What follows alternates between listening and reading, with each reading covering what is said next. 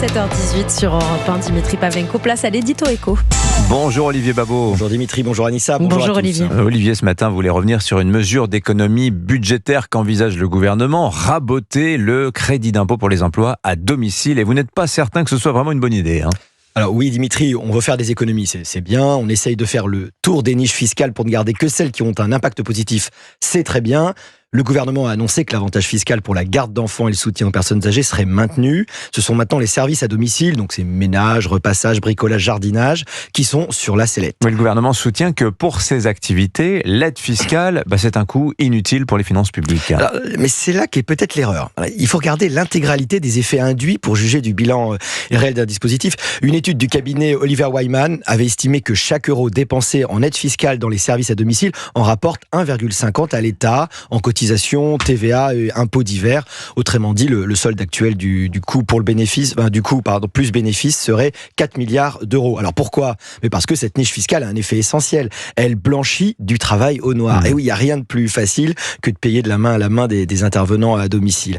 Et ce ne sont pas seulement d'ailleurs les happy few des beaux quartiers qui en profitent, mais aussi des classes moyennes en zone périurbaine ou rurale qui sont clients de plus en plus. Alors l'idée du gouvernement, c'est de faire passer le taux de ce crédit d'impôt sur l'emploi à domicile de 50 à 40%.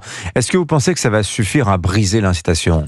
On peut le craindre, une petite baisse peut avoir un gros effet, car dans ce secteur, on sait qu'il y a une élasticité prix qui est forte.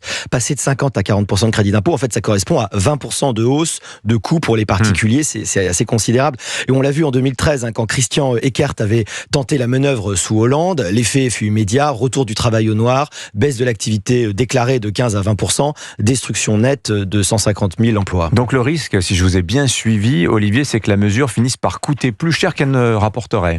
Oui, alors le gouvernement en attendrait 700 millions d'euros, ce qui par les temps qui courent met des étoiles dans les yeux de nos amis de Bercy, mais en pratique on pourrait être assez déçu.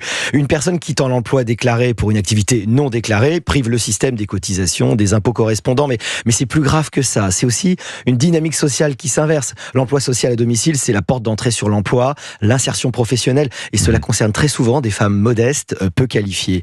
Il s'agit ici bien plus que d'économie, on parle de lutte contre les fractures sociales. Donc il ne faut rien toucher ?